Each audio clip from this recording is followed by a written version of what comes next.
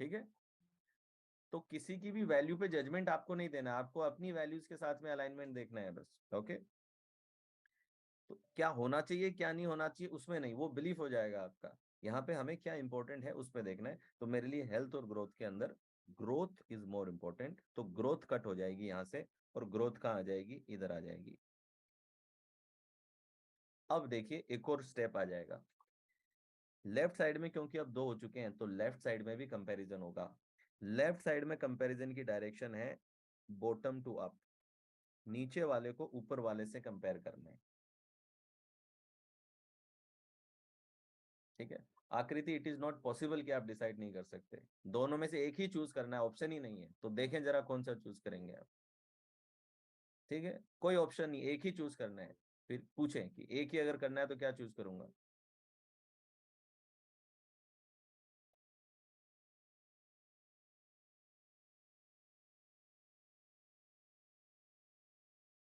और इसका मतलब ये नहीं कि रिलेशनशिप और हेल्थ में रिलेशनशिप चूज कर लिया मतलब हेल्थ इंपॉर्टेंट नहीं है। हेल्थ हो सकती है लेकिन उसकी नंबरिंग पीछे आ सकती है, तो आपको प्रायोरिटी चेक करनी है बस। तो लेफ्ट हैंड साइड में क्या करेंगे हम, लेफ्ट हैंड साइड के अंदर नीचे वाले को ऊपर वाले से कंपेयर करेंगे। तो राइट हैंड साइड में कंपैरिजन कैसे चल रहा है, अप टू डाउन चल रहा है, लेफ्ट साइड में डाउन टू अप चलेगा। तो अब यहाँ पे आप कंपेयर करेंगे, एरो को देखते जाएं, रिलेशनशिप और ग्रोथ, इन दोनों में मेरे लिए ज्यादा क्या इंपॉर्टेंट है। तो रिलेशनशिप और ग्रोथ के अंदर मेरे लिए ग्रोथ ज्यादा इंपॉर्टेंट है। तो मैं ग्रोथ क्योंकि ज्यादा इंपॉर्टेंट आ रही है, तो मैं ग्रोथ को यहां से कट कर दूंगा, और ग्रोथ कहाँ चली जाएगी, ऊपर चली जाएगी। तो आप देख रहे हो कि पहले रिलेशनशिप ऊपर था लेकिन ये ग्रोथ से बीट होकर के नीचे आ गया है। तो इसकी जब तक हम एंड में नहीं पहुंचेंगे ना तब तक लेफ्ट हैंड साइड इवॉल्व होती रहेगी, चेंज होती रहेगी। तो अभी हमारा जो नया सीक्वेंस लेफ्ट का बना है, नंबर 1 पे ग्रोथ आ रही है, नंबर 2 पे आ रहा है रिलेशनशिप। अब हम फिर राइट पे चले जाएंगे, again we will come to the right side. Right side में कंपैरिजन टॉप टू डाउन होता है। तो टॉप में हेल्थ है, अभी देखिए रिलेशनशिप तो जा चुका, ग्रोथ भी जा चुकी, तो अभी टॉप में क्या बचा है, हेल्थ है टॉप में, और नीचे क्या है, पर्पस है। हेल्थ और पर्पस दोनों में क्या ज्यादा इंपॉर्टेंट है, तो मेरा पर्पस मेरे लिए ज्यादा इंपॉर्टेंट है। तो पर्पस यहां से कट होके पर्पस कहाँ आ जाएगा, पर्पस इधर आ जाएगा।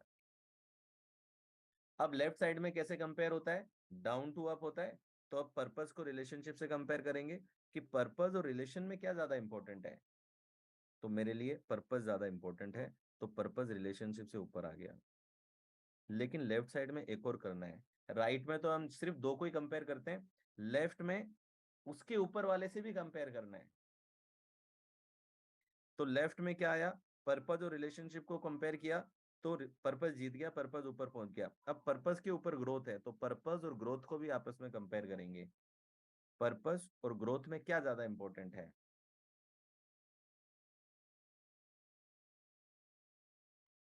ठीक है, तो पर्पस और ग्रोथ में मेरे लिए पर्पस ज्यादा इंपॉर्टेंट है, तो मैं पर्पस को ऊपर ला दूंगा।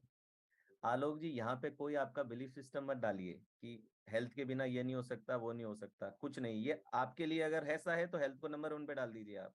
ठीक है, मैंने पहले ही कहा आप अपना कोई कॉन्सेप्ट यहाँ पे ना लगाएं, आप सिर्फ दो को कंपेयर करें और क्या आपके लिए ज्यादा इंपॉर्टेंट है लाइफ के अंदर उसको ऊपर रख दें।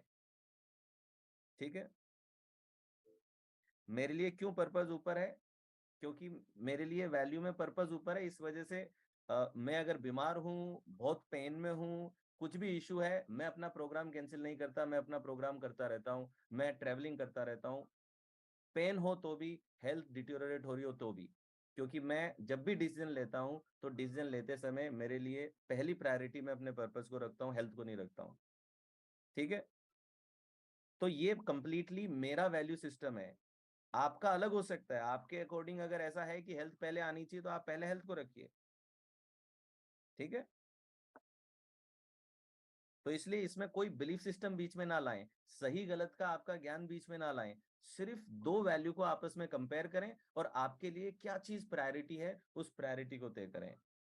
ठीक है, सो तो अब देखिए नया सीक्वेंस क्या बना, पर्पस रिलेशनशिप से कंपेयर हुआ तो पर्पस ऊपर चला गया, और पर्पस ग्रोथ से कंपेयर हुआ तो उससे भी ऊपर चला गया।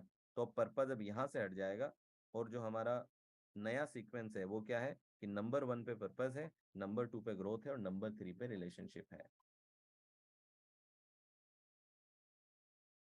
क्लियर? राइट साइड में कुछ नहीं है, बस ऊपर वाले को नीचे से कंपेयर करना है, और जो ज्यादा इंपॉर्टेंट है उसको कट कर देना है और लेफ्ट में ले जाना है, बस दैट्स इट। तो अब वापिस राइट साइड में आ जाएं। राइट साइड में आप देखिए सेम प्रोसेस, राइट साइड में कोई कंफ्यूजन नहीं है। राइट में सिर्फ इमीडिएट ऊपर वाले को इमीडिएट नीचे वाले से कंपेयर करना है, और उन दोनों में से जो ज्यादा प्रायोरिटी में लगे उसको वहां से लेफ्ट से कट करके उसको राइट में डाल देना है। लेकिन राइट साइड में उसको अपने ऊपर वाले सभी से कंपेयर करना है। आप देखिए राइट में सभी नीचे वालों से कंपेयर नहीं कर रहे हैं हम, राइट में सिर्फ इमीडिएट नीचे वाले से कंपेयर कर रहे हैं। लेकिन लेफ्ट में क्या करना है, डाउन टू अप। एरो को देखें, एरो जो बना रखा है मैंने, लेफ्ट में कंपैरिजन क्या हो रहा है, डाउन टू अप हो रहा है। ठीक है,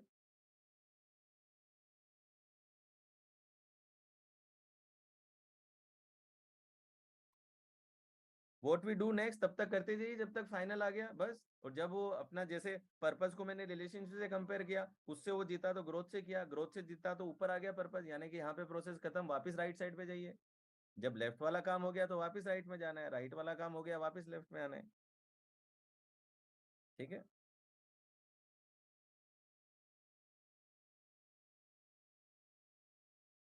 I don't have purpose in my list. जी नहीं, आप अपनी वैल्यू लिखें, ये तो मैंने अपनी वैल्यू लिखी है। ठीक है,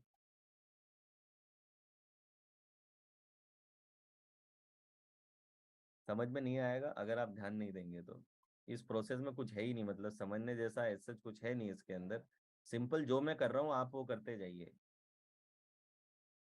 ऊपर वाले को नीचे वाले से कंपेयर करना है, इसमें क्या समझना है, मतलब के दो चीजें हैं बस, इनको कंपेयर करना है। राइट, और लेफ्ट साइड में नीचे वाले को ऊपर वाले से करना है।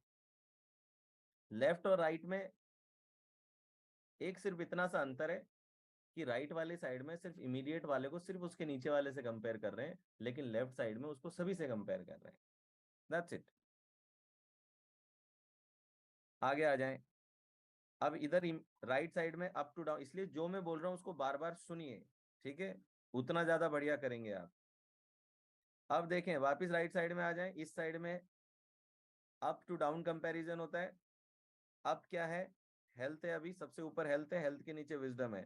तो अब हेल्थ और विजडम को राइट साइड में कंपेयर करेंगे। हेल्थ और विजडम में मेरे लिए क्या ज्यादा इंपॉर्टेंट है, मेरे लिए विजडम ज्यादा इंपॉर्टेंट है, तो विजडम यहाँ से कट हो जाएगी और विजडम यहाँ पे आ जाएगी। अब लेफ्ट साइड में कैसे कंपैरिजन होता है, डाउन टू अप होता है। विजडम और रिलेशनशिप में क्या ज्यादा इंपॉर्टेंट है, अगर देखिए विजडम और रिलेशनशिप में रिलेशनशिप ज्यादा इंपॉर्टेंट होता तब तो फिर विजडम यहीं पे रह जाती, आगे कंपेयर करने की जरूरत भी नहीं थी आपको। लेकिन अगर जीत जाता है तो ही आगे ऊपर वालों से कंपेयर करते चलना है। तो आप देखें विजडम और रिलेशनशिप में क्या ज्यादा इंपॉर्टेंट है मेरे लिए, विजडम ज्यादा इंपॉर्टेंट है।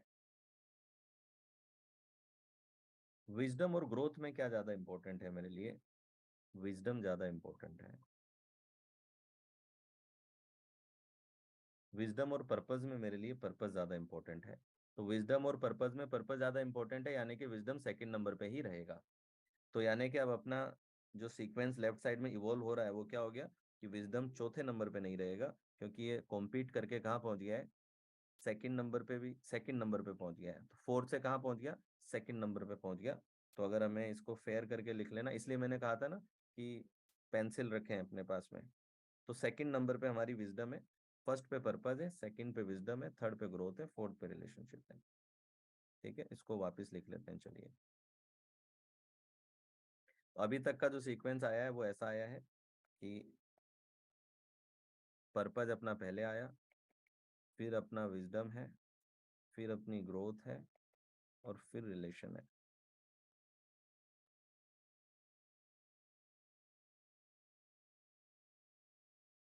डन। अब आ जाएंगे वापस राइट साइड पे, फिर से आ जाएंगे। तो राइट साइड में देखा हमने, हेल्थ अभी भी सबसे ऊपर है, नीचे स्पिरिचुअलिटी है। हेल्थ और आध्यात्म इन दोनों में क्या ज्यादा इंपॉर्टेंट है, तो मेरे लिए हेल्थ ज्यादा इंपॉर्टेंट है इसमें। तो मैं हेल्थ को यहाँ से कट कर दूंगा, I will cut health from here, क्योंकि हेल्थ ज्यादा इंपॉर्टेंट है, तो हेल्थ कट होकर के यहाँ आ जाएगी।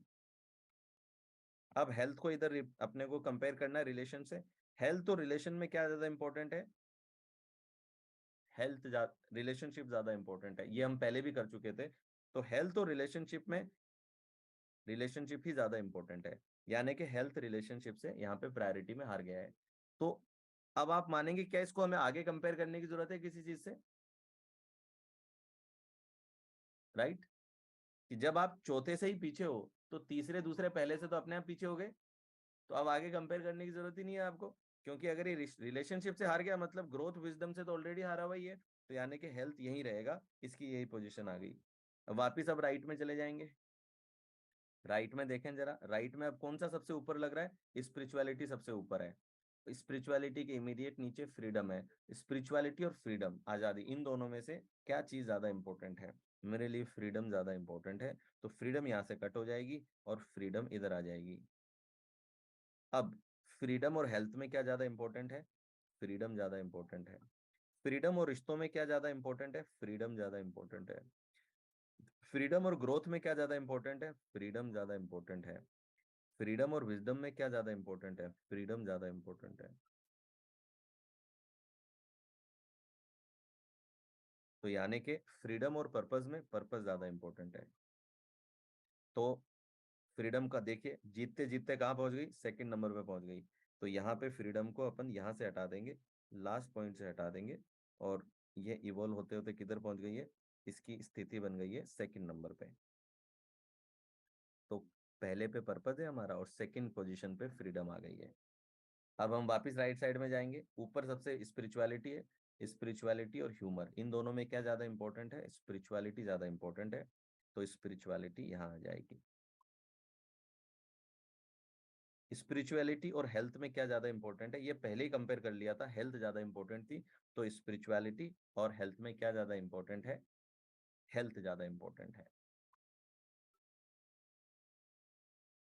ठीक है? तो स्पिरिचुअलिटी अब आगे कहीं जाने की जरूरत है इसको? जब हेल्थ से हार गई तो रिलेशनशिप, ग्रोथ और इन सब से तो ऑलरेडी पीछे रह गई है, तो यहाँ पे रह जाएगी। अब यहाँ पे राइट साइड पे ऊपर के सब जा चुके हैं, सबसे ऊपर क्या बचा? ह्यूमर। ह्यूमर और मनी में क्या ज्यादा इंपॉर्टेंट है? मनी ज्यादा इंपॉर्टेंट है, तो मनी यहाँ आ जाएगी। मनी और स्पिरिचुअलिटी में क्या ज्यादा इंपॉर्टेंट है? स्पिरिचुअलिटी ही ज्यादा इंपॉर्टेंट है, तो मनी यहीं रह जाएगी। अब बचे दो लास्ट के, ह्यूमर और कंट्रीब्यूशन में क्या ज्यादा इंपॉर्टेंट है? कंट्रीब्यूशन ज्यादा इंपॉर्टेंट है, तो कंट्रीब्यूशन यहाँ आ जाएगा। कंट्रीब्यूशन और मनी में कंट्रीब्यूशन ज्यादा इंपॉर्टेंट है। कंट्रीब्यूशन और आध्यात्म के अंदर कंट्रीब्यूशन ज्यादा इंपॉर्टेंट है। कंट्रीब्यूशन और हेल्थ के अंदर हेल्थ ज्यादा इंपॉर्टेंट है, तो मैं यहाँ पे कंट्रीब्यूशन लिख दूंगा। तो कंट्रीब्यूशन देखिए कहाँ पहुंच गया है? कंट्रीब्यूशन यहाँ से हट गया, मनी से ये जीत गया था, ये स्पिरिचुअलिटी से भी जीता है, लेकिन हेल्थ के आगे आके हार गया है। तो यानी कि कंट्रीब्यूशन की जो जगह बनी हमारी यहाँ पे बनी। अब एंड में देखिए राइट साइड में एक ही बच गया, तो ह्यूमर यहाँ पे आ जाएगा।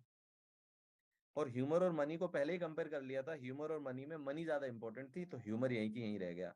तो अब जो हमारा इमर्ज करके आया है, फाइनल जो सीक्वेंस आया है, नंबर 1 पे पर्पज आ रहा है, नंबर 2 पे आजादी आ रही है, फ्रीडम, नंबर 3 पे आ रही है wisdom, growth, relation, health, contribution, spirituality, money and humour. ये टॉप 10 है। राइट? मैंने अपने जीवन को ऐसे डिजाइन कर रखा है कि आप अगर थोड़ा भी मुझे अभी तक समझे हैं, या फिर आप मुझे सोशल मीडिया पे देखेंगे, या जब मैं कई बार अपने जीवन की चीजें भी वहां पे डालता हूँ, तो आप देखेंगे कि 10 की 10 वैल्यू मुझे ऑलमोस्ट रोज जीते हुए देखेंगे। There is not even a single day in my life जब मेरी टॉप 10 वैल्यूज को मैं नहीं जी रहा हूँ। लेकिन शुरुआत में आप सारी 10 की 10 को अलाइन करने का प्रयास ना करें, बड़ी मुश्किल हो जाएगी। अपनी टॉप 5 देखें, और उन टॉप 5 को अलाइनमेंट में लाने का प्रयास करें या टॉप 3 को अलाइनमेंट में लाने का प्रयास करें। मैं कैसे अलाइनमेंट में हूँ इनमें, कि हर रोज मैं जो भी काम कर रहा हूँ वो काम मेरे पर्पस से अलाइनमेंट में है। फ्रीडम है, एंटरप्रेन्योर हूँ, फ्री लाइफस्टाइल एंटरप्रेन्योर हूँ। ठीक है, हर चीज के लिए सिस्टम्स बना रखे हैं, ऑटोमेशन डेवलप कर रखे हैं। मेरे बिना मेरी कंपनी बिल्कुल स्मूथली चल सकती है। मैं महीने में 2 महीने में एक बार ऑफिस जाता हूँ। मैं ऑफिस भी बहुत कम जाता हूँ, जनरली मुझे टीच करना होता है तभी मैं ऑफिस जाता हूँ। बिना मेरे ऑफिस गए, मेरे 3 3 ऑफिसेज हैं, तीनों कंपनियों के आराम से रन होते हैं, कोई दिक्कत नहीं है। आज़ादी बेहद पसंद है मुझे, तो वो फ्रीडम मेरी लाइफ के अंदर है। यही चीज है जो मुझे ट्रेवल करने का एक्सपीरियंस देती है। आज़ादी है जो मुझे स्काई डाइविंग या फिर स्कूबा, जब स्विमिंग ना आते हुए भी स्कूबा करना और ये सब एडवेंचर करने के लिए मुझे प्रेरणा देती है। जो अपनी एक फ्री स्पिरिट को रख करके जीना है। जो विजडम के प्रति मैं हमेशा अपने अंदर सवाल रखता हूँ, उन सवालों को गहराई से जानने का प्रयास करता हूँ। मेरा कोई दिन ऐसा नहीं जाता जो एक सेल्फ रिफ्लेक्शन के बिना जाए। Every day I do self reflection. मेरा 1 घंटा, भले ही मेरा कितना भी बिजी स्केड्यूल हो, कुछ भी हो, मैं कितनी भी लेट फ्री हूँ, 1 hour always compulsorily for my questions. जो भी मेरे अंदर सवाल उठ रहे होते हैं, जो भी क्वेश्चन चल रहे होते हैं, वो मेरे अंदर हमेशा चलता हुआ दिखेगा। ग्रोथ, एक गांव का लड़का हूँ, गांव से आकर के आज 3 3 कंपनियां बनाई हैं, बिजनेस बिल्ड कर रहा हूँ, टाइम्स 40 अंडर 40 की लिस्ट में हूँ, वर्ल्ड रिकॉर्ड बनाया है, 10 किताबें लिखी हैं। वोकेबलरी की प्रॉब्लम होने के बावजूद, इंग्लिश अच्छी ना होने के बावजूद, उस टाइम पे वर्क करके अपनी इंग्लिश पे और वोकेबलरी बढ़ा के और फिर किताबें लिखी। तो ग्रोथ भी है। रिश्ते, एटलीस्ट मतलब कि बहुत कम मैं अपने परिवार को समय देता हूँ, लेकिन आई मेक श्योर कि एटलीस्ट साल में 4 5 हॉलीडे ट्रिप्स पे अपने परिवार के साथ में जाता हूँ। जितना समय देता हूँ बहुत क्वालिटी टाइम देता हूँ, उनके साथ में रहता हूँ। बिजी स्केड्यूल रहता है, लेकिन तो भी मेरे बच्चे को स्कूल से लेकर के आता हूँ, क्योंकि अभी 4 साल का ही है, प्री स्कूल में जाता है। जब मुझे देखता है वहां पे पिक करने में जाता हूँ, तो उसके चेहरे पे जो स्माइल आती है, I just love that smile, and I make my schedule in such a way that if I am in Ahmedabad, I will definitely go and pick him up, because uh, उसको कभी swimming पे ले जाना और इस तरीके की चीजें करना मेरे रेगुलर रूटीन का हिस्सा रहती हैं। हेल्थ में, देखिए आप देखें, अब हेल्थ मेरी पर्सनल प्रायोरिटी में नीचे आ रही है, लेकिन क्योंकि मेरे ग्रोथ और मेरे पर्पज से ये कनेक्टेड है, तो जब आपकी वैल्यू कोई नीचे आ रही है तो आप उसको अपने पर्पज से अगर कनेक्ट कर दें, तो मैं एक एडवांस लेवल योगा प्रैक्टिशनर हूँ। ओके, और वो इसलिए मैं करता हूँ क्योंकि जिस लेवल की एनर्जी मुझे चाहिए दिन भर काम करने के लिए, और जो मेंटल क्लैरिटी चाहिए, क्योंकि मैं बहुत सारे टॉपिक्स पे लेता हूँ, और आप मोस्टली देखेंगे कि मैं कोई पीपीटी वगैरह भी यूज नहीं करता ज्यादा, और बिना उन्हीं के मेरी बातें चलती है। तो उसके लिए बहुत डीपर लेवल ऑफ क्लैरिटी चाहिए, और आपकी फिजियोलॉजी भी स्ट्रांग रहना बहुत जरूरी है। चाहे आप कई बार 8 घंटे खड़े रहते हैं, कई बार 8 घंटे बैठे रहते हैं, तो उस चीज के लिए आपको अपने शरीर को तैयार करना जरूरी है। तो ऑनेस्टली, पर्सनली स्पीकिंग, हेल्थ मेरी नंबर 1 प्रायोरिटी नहीं है, लेकिन हेल्थ मेरे डेली रूटीन के अंदर है, because it feeds my purpose. तो उसको मैंने पर्पज से लिंक करके रखा है, जिसकी वजह से मैं इसको जीता हूँ। कंट्रीब्यूशन में 3 3 एनजीओ से जुड़ा हुआ हूँ। मेरा काम ही अपने आप में एक कंट्रीब्यूशन है। जो मैं काम कर रहा हूँ यही मेरे को कंट्रीब्यूशन करना आता है, लेकिन फिर भी मैं युवा अनस्टॉपेबल से जुड़ा हूँ, जिसमें मैं जो पुअर बच्चे होते हैं उनको फ्री में मेंटर करता हूँ। ठीक है, और जिसमें मंथली कुछ फिक्स आवर्स हैं जो हम युवा अनस्टॉपेबल के उन बच्चों के लिए देते हैं। तो जैसे कोई मेड्स हैं जिनके बच्चे अच्छे पढ़ाई में हैं, तो पूरे अहमदाबाद से, कई बार गुजरात से, ऐसे युवा अनस्टॉपेबल 40 50 बच्चे मुझे देते हैं, जिनको मैं मेंटर करता हूँ, और उनको मार्क्स लाने में, उनको फोकस करने में, इन सब के अंदर मदद करता हूँ। तो मेरे कई ऐसे स्टूडेंट रहे हैं जो गुजरात बोर्ड में टॉप किया है, 99% लेकर के आए हैं, जिसकी मम्मी आसपास के घरों में काम कर रही थी। कई बार उसको मम्मी तबीयत खराब हुई तो बच्ची को खुद जाना पड़ता था। ऐसी स्थितियों में भी बच्चे आए हैं। मेरा एक स्टूडेंट जीत त्रिवेदी है, उसने वर्ल्ड रिकॉर्ड बनाए, 7 वर्ल्ड रिकॉर्ड उसके नाम पे है। हर जो भी वर्ल्ड रिकॉर्ड होता है सब उसके नाम पे है। वो हिस्ट्री चैनल जो होता है उसके ऊपर उसकी स्टोरी हुई है, और प्रधानमंत्री से अवार्ड मिले हैं, सब उसने किया है। तो युवा अनस्टॉपेबल से जुड़ा हूँ, पीर पराई फाउंडेशन से जुड़ा हूँ, जो बच्चे अपने माँ बाप को वृद्धाश्रम में डाल देते हैं, उनके लिए भी मैं काम करता हूँ। और हेल्दी कैंपस को भी मैं टाइम देता हूँ कि बच्चे अपने कॉलेज के दिनों में कैसे हेल्थ को प्रायोरिटी बनाएं। आध्यात्म से जो भी मैं लेक्चर लूँ उसमें एक आध्यात्म की स्मेल तो आपको हमेशा रहेगी, क्योंकि स्पिरिचुअलिटी बहुत बचपन से मेरे जीवन का हिस्सा रही है। ये सब आप करते हैं तो पैसा एज ए बाय प्रोडक्ट आ ही जाता है, ठीक है। और ह्यूमर मेरे लिए बेहद इम्पोर्टेंट है, तो वो भी आपको जैसे जैसे आप जानेंगे तो आपको लगेगा कि 10 की 10 वैल्यू। इवन भले ही आप 2-3 घंटे मुझे देखते हैं, या उसमें भी आपको हल्का सा हिंट तो मिल जाएगा कि I have designed my life in such a way that I am able to live this 10 values every day. That's why I say, even if Shah Rukh Khan comes and tell me that I want to exchange life with you, I will clearly say no without any second thought. Name है, fame है, सब है उसके पास में, लेकिन मैं एक बात क्लियरली समझ चुका हूँ कि फुलफिलमेंट सिर्फ अलाइनमेंट से आता है, किसी चीज से नहीं आता है। ठीक है। सो बाकी सब गोल तो रखें लाइफ में, लेकिन एक गोल ये भी रखें कि how to align your life. अपनी लाइफ को कैसे हम डिफॉल्ट में ना जी के डिजाइन में जिए, कि हम इसको अलाइनमेंट में जी सकें। ठीक है। चैलेंजेस तो आते रहेंगे, ऐसी कोई लाइफ हो नहीं सकती जिसमें चैलेंजेस ना हो, परेशानियां ना हो, प्रॉब्लम ना हो, दिक्कतें ना हो, एडवर्सिटीज ना हो, ये सब तो चलता रहेगा। अब मुझे चैट बॉक्स में बताएं कि अब अपनी कोर वैल्यूज को देख करके कितना मिसअलाइनमेंट लगता है, कि आप जो हर रोज अपने आप से अब पूछें, एक बार कोर वैल्यू आ गई, अब अपना एक एवरेज डे देखें कि सुबह उठने से लेकर के रात को सोने तक आपके एक्शंस में, अब ये तो आपकी थॉट प्रोसेस में हो गई वैल्यूज, आपके एक्शंस में क्या क्या चीजें हैं जो आपको ये वैल्यूज जीने के लिए एक्सपीरियंस देती हैं, या फिर आप इन वैल्यूज को जी पा रहे हैं। What action you are taking, क्या क्या एक्शंस आपके अंदर हैं। From morning you wake up to the night you go to sleep. ज्यादातर आप देखेंगे कि मोस्टली बहुत कम ऐसे एक्शंस हम रोज ले रहे हैं। कुछ लोगों ने वीकेंड का टाइम असाइन कर रखा है, कोई महीने में एक बार या महीने में 2 बार, इस तरीके से जीते हैं कि रेगुलर अलाइनमेंट मिसिंग है।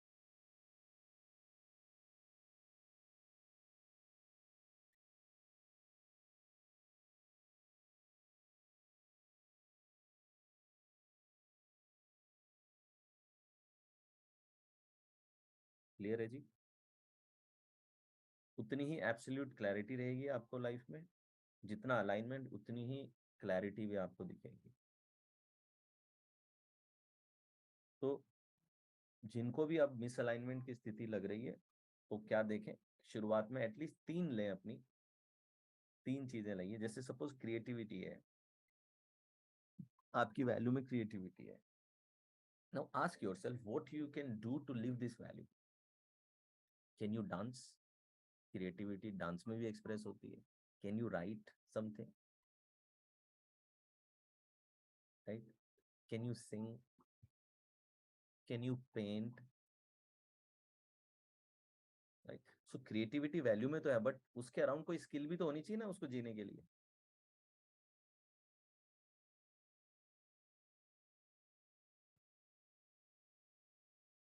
Done.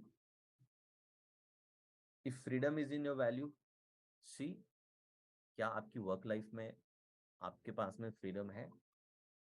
Are you able to express freedom in your work life?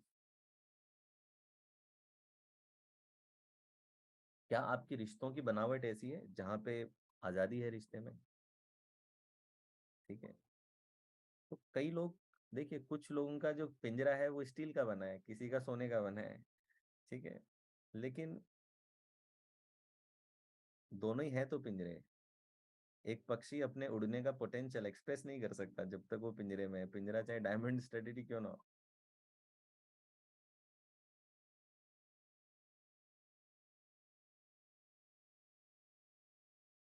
Clear जी।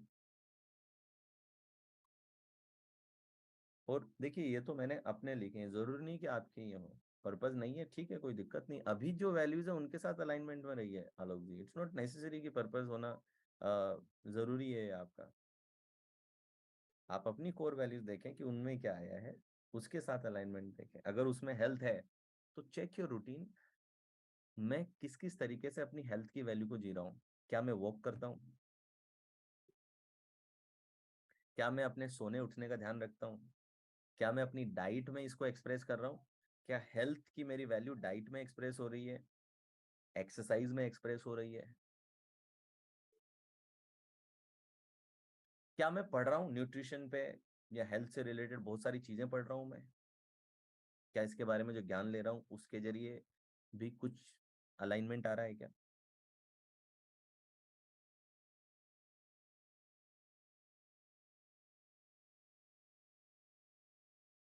ठीक है। पर्पज नहीं है तो ढूंढ शुरू कीजिए। जो जो अंदर से कॉलिंग्स हैं, जिन भी चीजों के लिए कॉलिंग्स हैं, उन कॉलिंग्स को परसू करना शुरू कीजिए। उनको कॉलिंग ने रखिए, सिर्फ उन पे एक्शन लेना शुरू कीजिए, ताकि थोड़ा सा जब परसू करेंगे तो आइडिया लगेगा ना।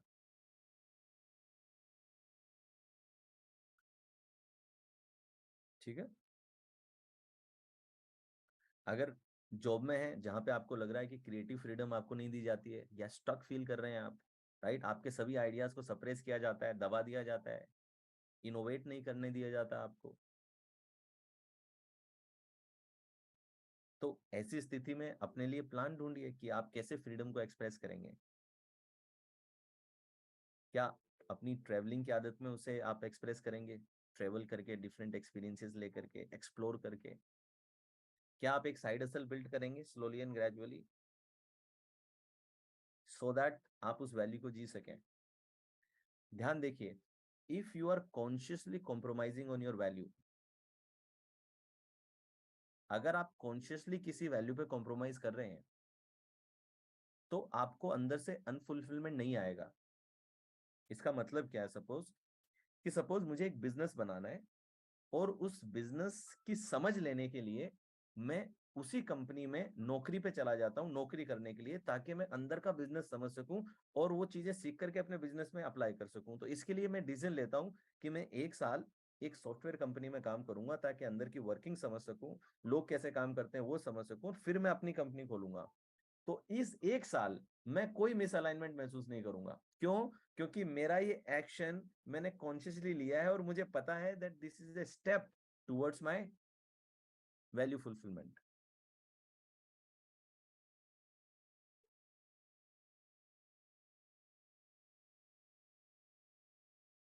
ठीक है।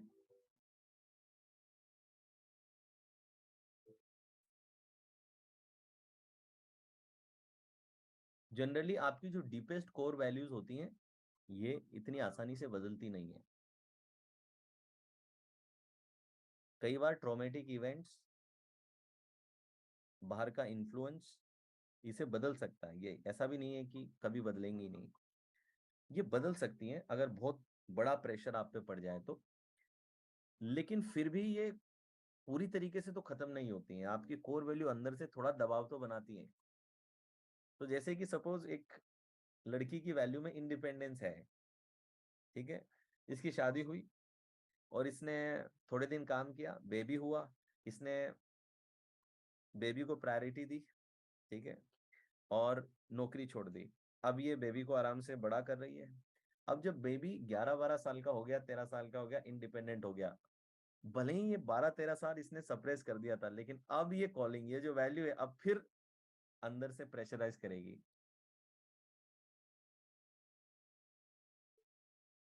तो आपकी जो डीप कोर वैल्यू होती है वो पूरी तरीके से जाती नहीं है, वो अंदर रहती है। कुछ समय के लिए आप उसे दबा सकते हैं, लेकिन वैसे नहीं। आप स्प्रिंग को दबाते हैं तो इसका मतलब ये नहीं कि स्प्रिंग का शेप चेंज हो गया है, उसको आपके प्रेशर को पोटेंशियल एनर्जी की फॉर्म में उसने स्टोर कर लिया है।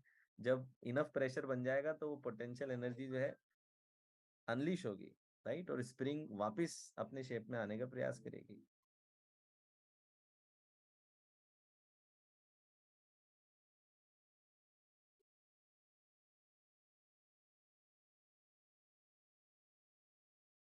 ठीक है। तो कई बार हमारे जीवन में हम जानबूझ के वैल्यूज पे कॉम्प्रोमाइज करते हैं, कई बार किसी और को प्रोटेक्ट करने के लिए, कई बार जीवन की दूसरी स्थितियों को प्रोटेक्ट करने के लिए, राइट। तो सपोज एक बच्चे की वैल्यू में इंडिपेंडेंस है, लेकिन उसके पिताजी का देहांत हो गया और उसके पिताजी की जगह पे उसको एक सरकारी नौकरी ऑफर की जा रही है। ये एक इनोवेटर है, ये एक क्रिएटिव इंसान है, लेकिन स्थितियां ऐसी पैदा हो गई हैं कि अब इसको, इसके पास में चॉइस नहीं है, क्योंकि बाकी सारी वैल्यूज बाद में आती हैं। नेचर का जो फोर्स है सर्वाइवल का, वो सबसे पहले आ जाता है। तो ये बच्चा उसमें चला जाएगा। लेकिन मेरा ये कहना है कि स्थितियों के दबाव में आकर के कई बार हमें ऐसी चीजें करनी पड़ती हैं जो हमारे वैल्यू सिस्टम में नहीं होती हैं, लेकिन वहां पे रहना चॉइस है। अगर आपने वहां जाकर के उस एनवायरनमेंट को, कंफर्ट जोन में आकर के उसको अगर आपने स्वीकार कर लिया है, तो एक समय के बाद में वो वैल्यू फिर से जोर मारेगी और आपको अनफुलफिलमेंट एक्सपीरियंस कराएगी। तो अगर पिताजी की जगह पे वो जो नौकरी लेनी थी, वो नौकरी आपने ली, वो स्थिति की डिमांड थी, उसके लिए आपको करना था वो, लेकिन अगर आप उसके कंफर्ट जोन में आ गए, फिर गलती है। आपके पास में एक प्लानिंग रेडी होनी चाहिए कि इस स्थिति से बाहर वापस कैसे आना है और अपनी वैल्यू को कैसे जीना है। कुछ लोगों को ये वैल्यू बहुत एब्सोल्युटली कम समय से क्लियर होती है। इसलिए जब आप कई बार कहते हैं यार इसने तो बोल्ड डिसीजन ले लिया, इसने तो करेजियस डिसीजन ले लिया, बिकॉज उसको क्लियरली पता है। आज आप देखते हैं कि कई गर्ल्स हैं जो, जिनके माता पिता उन्हें बॉलीवुड में आने के लिए मॉडलिंग में या फैशन में सपोर्ट नहीं कर रहे थे, and they take such a major decision that they come to Mumbai, ऐसी सिटी में आने के लिए सब कुछ छोड़ के स्ट्रगल करने के लिए तैयार हो जाते हैं। सोचिए इस लेवल का रिस्क लेने के लिए what kind of clarity you need, right. So many times your courage comes from your clarity. आपका करेज आपकी क्लैरिटी से पैदा होता है। डन। सेम पेज लिखें अगर बात समझ में आ गई है तो। इस एक्सरसाइज को आप सभी लोग अपने घर पे बैठ के आराम से करेंगे। जिनको थोड़ा कम समझ में आता है, ओके, घबराइए नहीं। आप क्या करें, पहले इस एक्सरसाइज को एग्जैक्टली जो मेरी 10 वैल्यूज हैं वो लिख के एग्जैक्टली जैसे मैं कर रहा हूं एग्जैक्टली वैसे कर लें इसको। इससे क्या होगा, आपका ब्रेन प्रोसेस समझ जाएगा। फिर मेरी वाली 10 की जगह अपनी 10 लिखें और उस पे प्रोसेस को कर लें। उसके बाद क्या करें, अगर आपको 10 नहीं निकल रही थी, आपकी लिस्ट 20 की आई थी, तो सेम प्रोसेस को 20 पे लगा दें। अगर यहाँ पे लिस्ट 20 होती तो भी यही मुझे करते रहना था, जब तक लास्ट वाला नहीं बच गया तब तक बस करते रहना है। तो you can apply this to 20 sequence, 20 की लिस्ट पे भी अप्लाई कर सकते हो, 50 की लिस्ट पे भी अप्लाई कर सकते हो। तो जिनको समझने में दिक्कत हुई हो, एज इट इज मेरी वाली 10 वैल्यूज लेकर के उस एक्सरसाइज को रिकॉर्डिंग देखते हुए कर डालो, फिर अपनी 10 वैल्यूज रह करके 10 पे उसको अप्लाई कर दो, फिर जो आपकी 20-22 निकल करके आई है फिर उन पे अप्लाई कर दो।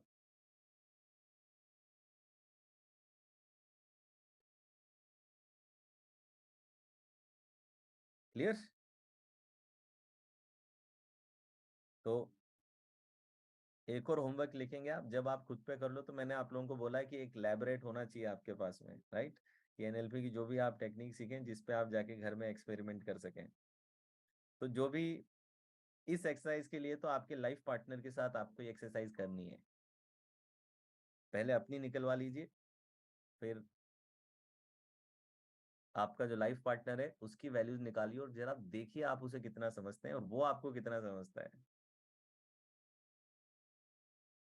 ठीक है। अच्छा, जिनकी शादी नहीं है वो इंतजार करेंगे, नहीं कि सिर्फ वैल्यू निकालने के चक्कर में कल से रिश्ते ढूंढने लगे। वो मस्त रहे। जब भी आपकी शादी हो उस टाइम पे मैं तो कहता हूँ कुंडली मिलाने से पहले अरेंज मैरिज में वैसे ही ऑकवर्ड मोमेंट्स होते हैं कि दो अजनबी परिवार के लोग खड़े हो जाते हैं, बोले जाओ अकेले में बात कर लो 10 मिनट, और 10 मिनट बात करके डिसाइड कर लो कि 7 जन्म का कॉन्ट्रैक्ट है। मतलब ऐसी क्विक डिसीजन मेकिंग। मतलब सब्जी मंडी में आलू भी खरीदते हैं तो 50 जगहों पे देख करके कम से कम आधा घंटा लगाते हैं, लेकिन बच्चों को 10 मिनट मिला करके कहते हैं कि 7 जन्म का कॉन्ट्रैक्ट करना है। तो उन्हें बोलिएगा देखिए अभी 10 मिनट की बातचीत नहीं होगी, और वैसे भी लोगों को पता नहीं चलता है कि पूछना क्या है। जिसकी अरेंज मैरिज हुई है उन्हें पता है, मेरी खुद की हो रखी तो मुझे पता है। कुछ समझ नहीं आता कि आपको करना है क्या, क्या पूछना है वहां पे। तो क्या करें कि इस कोर्स में वीए के असेसमेंट भी आएगा, वैल्यू असेसमेंट आएगी, पीआईपी भी आएगा। तो सीधा फॉर्म लेकर के जाएं, 3 मुलाकात करें, एक मुलाकात में वैल्यू निकाल लें, एक में पीआईपी निकाल लें, एक में वीए के निकाल लें। ठीक है, और फिर सुना दें अपना फैसला।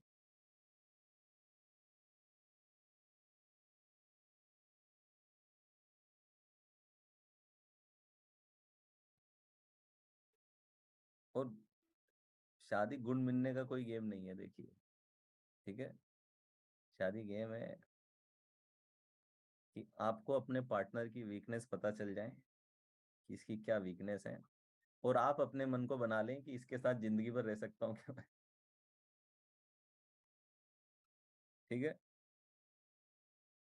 You should ask this question कि ये मेरे पार्टनर के प्रॉब्लम्स हैं, ये इसकी दिक्कतें हैं। ठीक है, क्या लाइफ टाइम मैं तैयार हूं इन चीजों को झेलने के लिए। अगर आ जाती है यस, तो आपकी जिंदगी मजे में गुजरेगी, वरना जिंदगी भर प्रयास करते रहेंगे अपने पार्टनर को चेंज करने का। मतलब पार्टनर चेंज करने का नहीं, पार्टनर चेंज करने का, मतलब उसके बिहेवियर हैबिट्स को चेंज करने का।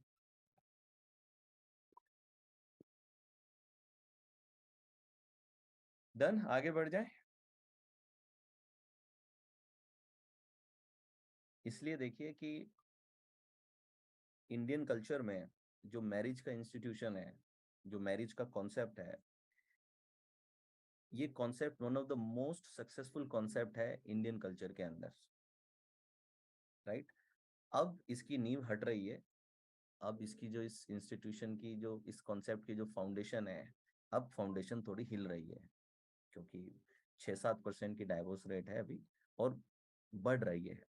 और ये तो वो हैं जो कोर्ट में हो गए, अगर जो मन में हुए डाइवोर्स हैं उन्हें भी गिन लें तो भारत भी कोई अमेरिका से पीछे नहीं है अभी।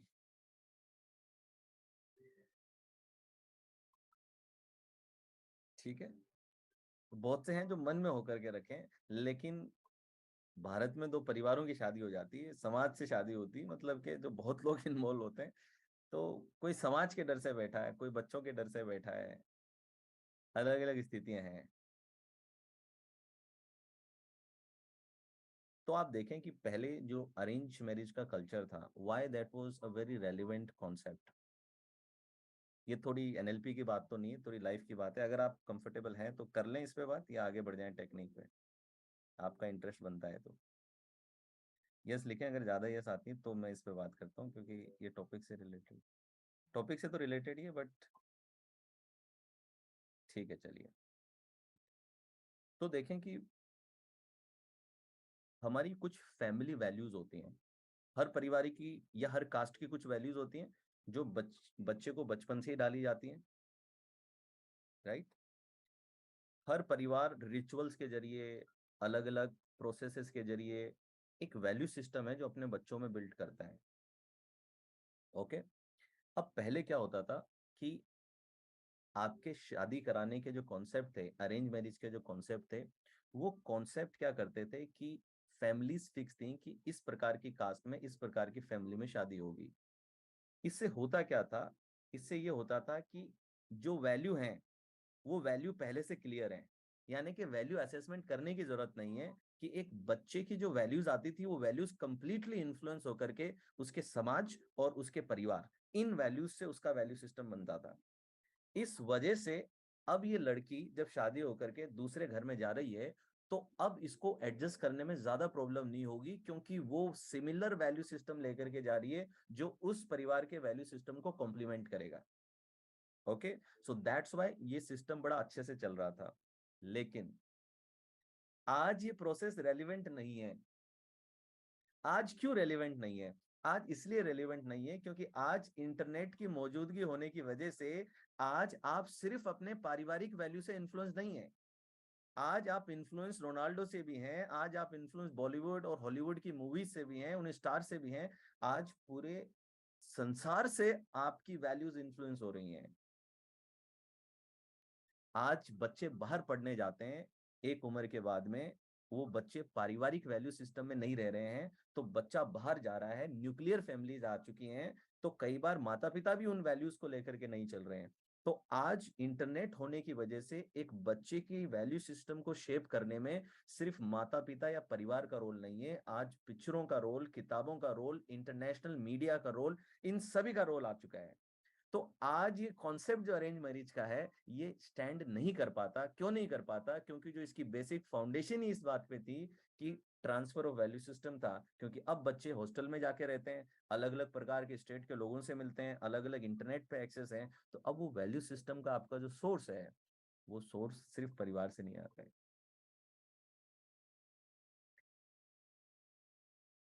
क्लियर है जी? इसलिए आप देखेंगे कि जैसे जैसे इवॉल्व होगा, अभी तो बहुत दूर है हम इससे, लेकिन आप देखेंगे आने वाले 200 से 500 ईयर्स के टाइम के बाद में arrange marriage will be A लूज्ड concept, completely ये कॉन्सेप्ट सिस्टम से बाहर हो जाएगा। ओके, नो ऑनर किलिंग्स, कोई ऑनर किलिंग्स समाज का हिस्सा नहीं रहेंगी कि किसी को सिर्फ इसलिए मरवा दिया गया कि किसी ने किसी से प्यार किया था। ओके, ये सारे कल्चरल बिलीव्स, ये सब चीजें हट जाएंगी। बट अभी भी आप समझें कि 200 से 500 साल का वक्त लगेगा। जैसे जैसे आर्टिफिशियल इंटेलिजेंस, जैसे जैसे इंटरनेट, जिस तरीके से डिजिटल एज आएंगी और कल्चर ओपन हुआ करेंगे, ओपन होंगे कल्चर, ओके, तो उस कल्चर में आप देखेंगे कि अरेंज मैरिज का कॉन्सेप्ट खत्म हो जाएगा। और आज आप देखते भी हैं कि न्यूक्लियर फैमिलीज इतनी हो गई हैं कि बिचौलियों का तो कॉन्सेप्ट ही खत्म हो चुका है। आज शादी.com जैसे, आज टेक्नोलॉजी को बीच में आना पड़ रहा है अरेंज मैरिज करवाने के लिए भी। ठीक है।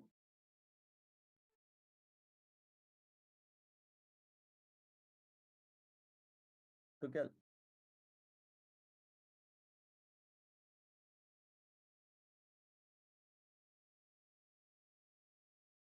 लव मैरिज बहुत बढ़िया है, उसमें भी अपने ही रिस्क है, दोनों में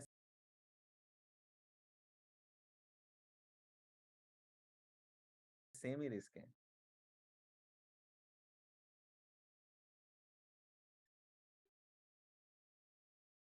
ठीक है, तो फ्यूचर में ये सिस्टम इवॉल्व होगा, it will evolve after few years, it will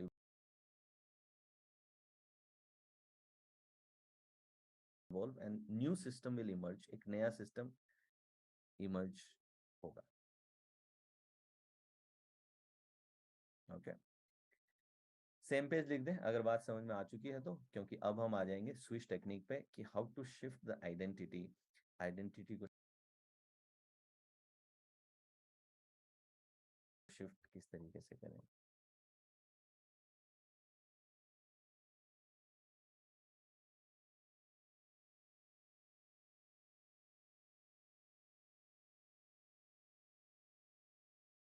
कल हमने आईएम पे बहुत बात की थी,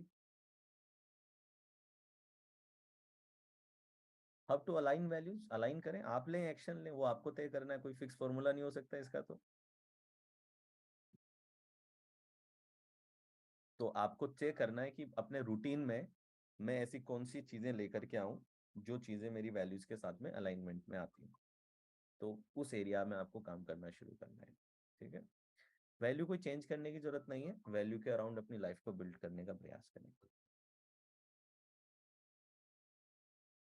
नहीं, आइडेंटिटी का कोई टेस्ट नहीं होता है, आइडेंटिटी के लिए टेक्निक है स्विश टेक्निक। तो अब हम सीखेंगे switch technique, very powerful technique. और स्विच टेक्निक कहाँ का मदद करती है मैं आपको बता दूं। स्विच टेक्निक पुराने बिहेवियर को तोड़ने में, यानी कि एडिक्शन के केस में स्विच काम करती है, प्रोकेस्टिनेशन में काम करती है, नई हैबिट जनरेट करने में काम करती है, नई आदतों को जनरेट करना हो तो उसमें एक बहुत बड़ा रोल आइडेंटिटी का रहता है। सो बिहेवियर जनरेशन एंड बिहेवियर इनहिबिटेशन, यानी कि बिहेवियर को रोकना और जनरेट करना, इन दोनों में, यानी आदतें तोड़ना और आदतें क्रिएट करना, इन दोनों में ही स्विच का बहुत बड़ा रोल रहता है। स्विच प्रोकेस्टिनेशन में काम आती है, राइट। स्विच अपना हेल्दी यू क्रिएट करने में भी काम आती है, हेल्थ में, वेट लॉस में स्विच काम आती है, फिट रहने में काम आती है, वेल्थ में काम आ सकती है, अपनी सबकॉन्शियस इमेज, फाइनेंशियल इमेज अगर चेंज करनी हो, अपनी वेल्थ की इमेज अगर चेंज करनी हो, उसमें काम आती है स्विच टेक्निक।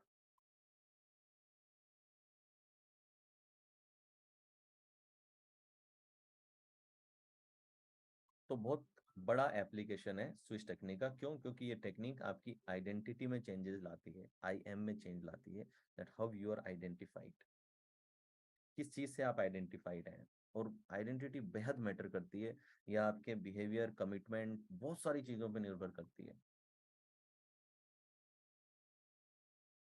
एक बार रोबिन शर्मा का आपने नाम सुना होगा, तो रोबिन शर्मा एक बार एक एयरपोर्ट में उतरे, अमेरिका का कोई एयरपोर्ट, वहां पे उतरे, और वो वॉशरूम में गए, तो वॉशरूम इतना क्लीन था कि वो देख करके सरप्राइज हो गए कि इतना क्लीन वॉशरूम कोई कैसे रख सकता है। तो उन्होंने वहां पे जो जेनिटर था उससे पूछा कि कैसे। तो कहता है, this is my office, I have to keep it clean.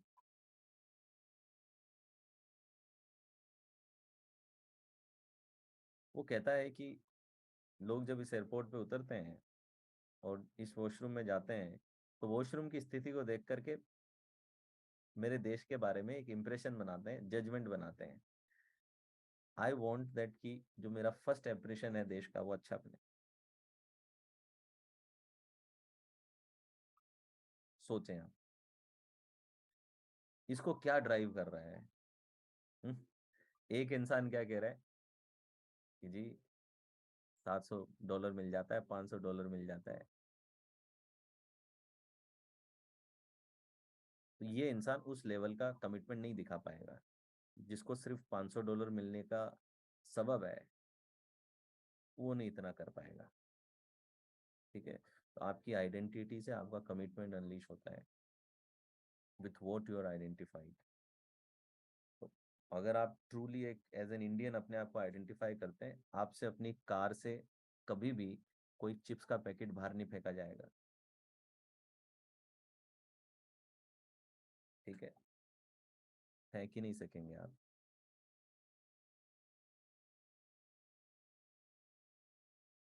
तो जबकि कुछ लोग कार का दरवाजा खोल के पान की पीप बाहर थूक रहे होते हैं, चलती गाड़ी में, रोड पे।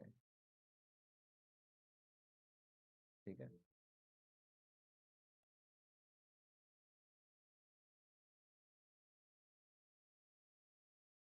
तो रोल कल मैंने काफी डिटेल में बात करी थी आइडेंटिटी पे, तो आज डायरेक्टली टेक्निक पे बात कर लें। So let's talk about the technique, और ये टेक्निक किस तरीके से करते हैं उस पर काम करते हैं।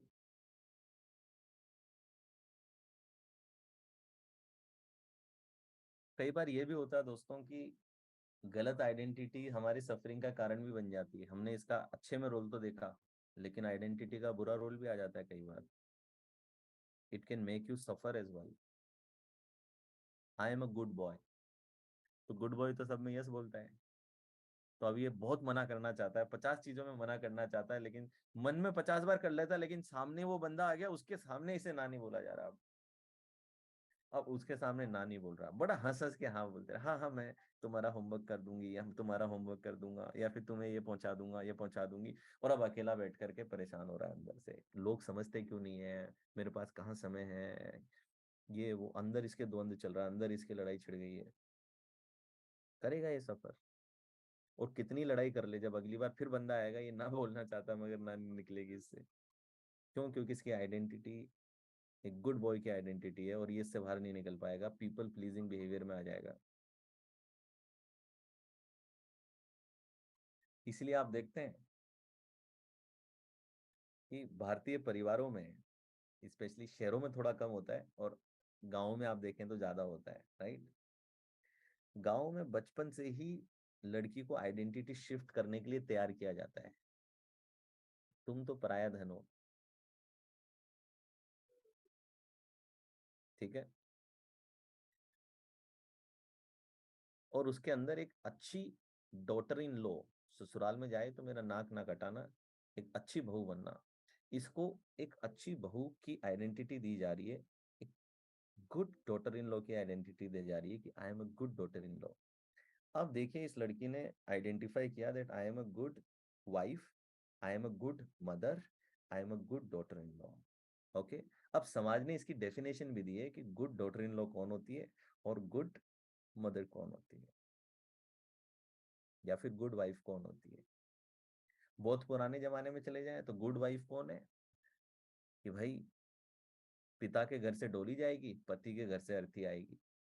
तो अब इसके ऊपर फाइनेंशियल अब्यूज हो रहा है, फिजिकल अब्यूज हो रहा है, इसको प्रताड़ना की जा रही है, लेकिन ये सब बर्दाश्त कर जाएगी और पूरा अंदर से जस्टिफाइड भी लगेगा ये कि ये सब रीजनेबल है, because I am a good wife.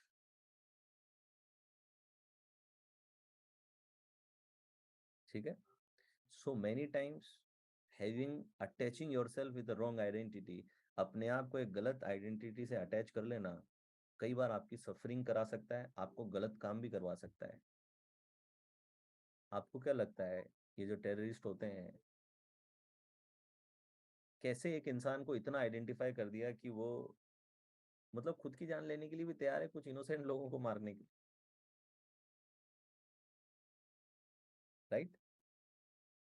तो कई बार आइडेंटिटी अच्छे काम भी आपसे करवाती है, लेकिन गलत आइडेंटिटी अगर पकड़ ली तो ये गलत आइडेंटिटी आपसे बेहद गलत काम भी करवा सकती है। ठीक है।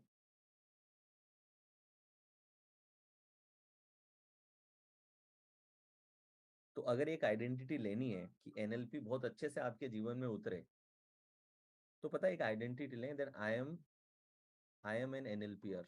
मैं एक एनएलपीयर हूँ। एनएलपीयर जिंदगी को कैसे देखता है, एनएलपीयर रिस्पॉन्सिबिलिटी फ्रेम में देखता है।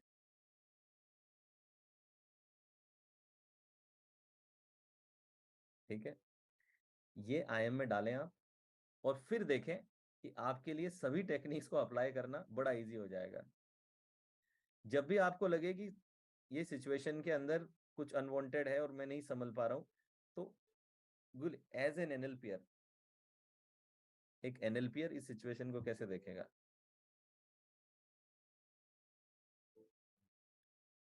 ठीक है।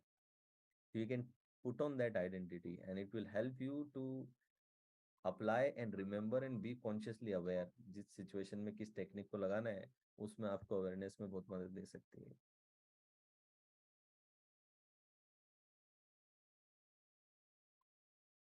ठीक है। तो आ जाएं स्विच टेक्निक पे। स्विच टेक्निक्स एक बहुत ही डीप मेडिटेशन प्रोसेस है, साइकोलॉजिकल लेवल पे काम करता है, डीपर लेवल पे काम करता है। इसके स्टेप्स बताता हूँ पहले, और फिर आपको मैं करवाऊंगा इसको गाइडेड वे में। ओके।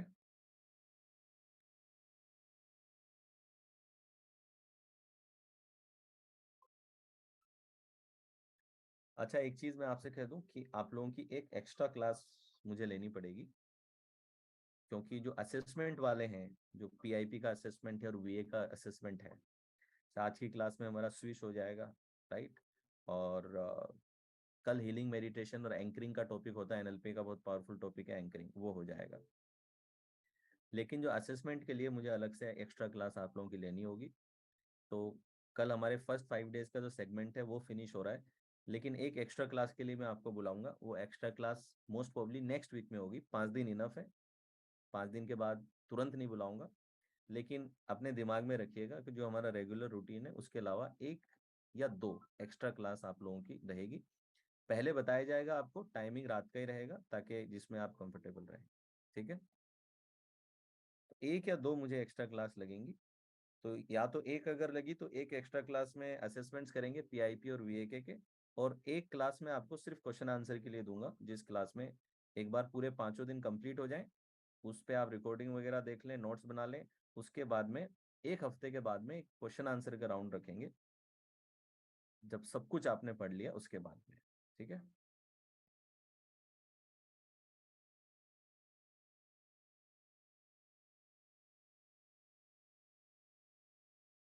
रश्मि लिखती व्हाट इज पीआईपी।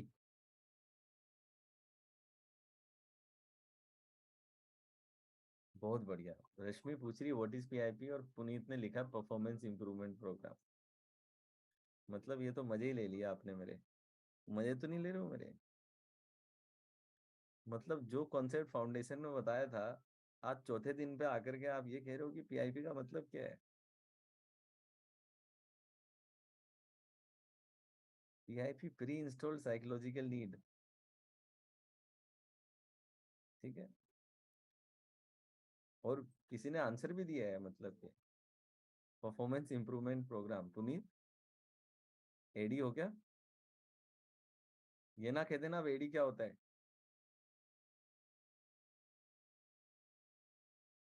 लिखेंगे, कोई तो लिखेगा, देखना एडी क्या है।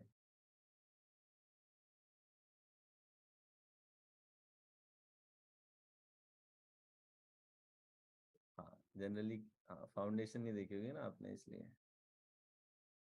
कई फैमिली मेंबर्स भी होते हैं ना, साथ में आते हैं तो। चलिए, प्रोसेस बता देता हूँ। स्विश टेक्निक का नाम है। पहली चीज तो स्विच नहीं है, ये क्या है, स्विश है। स्विश।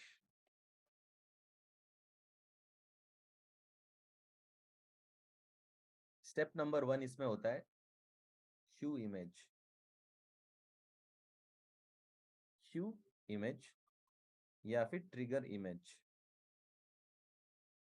ट्रिगर इमेज वो है जो किसी भी बिहेवियर को पैदा करती है, यानी कि ट्रिगर जो उस बिहेवियर को पैदा करता है।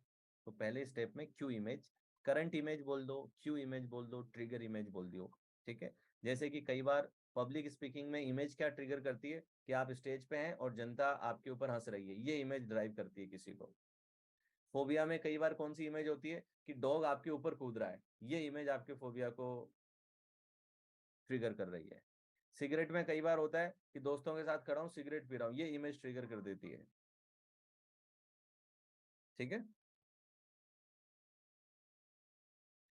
तो ट्रिगर इमेज, सेकेंड स्टेप मैं आपको एक ट्रिगर इमेज आइडेंटिफाई कराऊंगा। उसके बाद में सेकंड होगा फ्रेम इट। मैं आपसे बोलूंगा कि इस इमेज को फ्रेम कर दो। फ्रेम का मतलब उसके चारों तरफ बाउंड्री लगा दो। जैसे नहीं हम घर में कई फ्रेम पिक्चर्स लगते हैं, पुराने जमाने में कई बार रखते थे, आजकल भी पेंटिंग्स वगैरह में फ्रेम लगा के रखते हैं। तो वो जो भी image I, current image I, उस इमेज को फ्रेम में डाल देना है, कि चारों तरफ लकड़ी का फ्रेम हो, स्टील का फ्रेम हो, जो भी फ्रेम आपको उस समय दिमाग में आए, वो फ्रेम में डाल देना है, ठीक है। फिर मैं आपसे क्या कहूंगा तीसरे स्टेप में, कि जैसे आपने, you have to use your hand, जैसे कि आपने ब्रेन में से इस इमेज को निकाल के साइड में रख देना है। इस फ्रेम को निकाला आपने और निकाल के साइड में रख दिया। जस्ट विजुअलाइजेशन है, अंदर कोई फ्रेम नहीं है, मगर आपको जस्ट ऐसा जेस्चर देना है कि जैसे आपने निकाला और साइड में रख दिया। तो थर्ड में क्या करेंगे आप, पुट असाइड, आप साइड में रख देंगे। ये पहला सेगमेंट है टेक्निक का, ठीक है। अब हम सेकंड सेगमेंट में एंटर होंगे। सेकंड सेगमेंट में मैं आपसे बोलूंगा डिजायर्ड इमेज, या फिर डिजायर्ड बिहेवियर करते हुए अपने आप को देखें। तो डिजायर्ड इमेज क्या होगी, पब्लिक स्पीकिंग के केस में, कि आप स्टेज पे हैं, आप स्पीच दे रहे हैं, everybody is clapping for you, this will be the desired image. Cigarette में कैसी हो जाएगी, कि दोस्त हैं, सिगरेट आपको दे रहे हैं, लेकिन आप सबको मना कर रहे हैं, सिगरेट को फेंक करके उसको पैर से क्रश कर दे रहे हैं, this can be an image. Weight loss के केस में क्या हो सकती है, एक बिल्कुल फिट और बिल्कुल स्लिम बॉडी है आपकी, एनर्जेटिक बॉडी है, ऐसी आपकी डिजायर्ड इमेज हो सकती है। सोरियासिस के केस में करंट इमेज में स्किन पे पैचेस हैं, डिजायर्ड इमेज में क्या हो जाएगा, डिजायर्ड इमेज में बिल्कुल क्लीन स्किन हो जाएगी।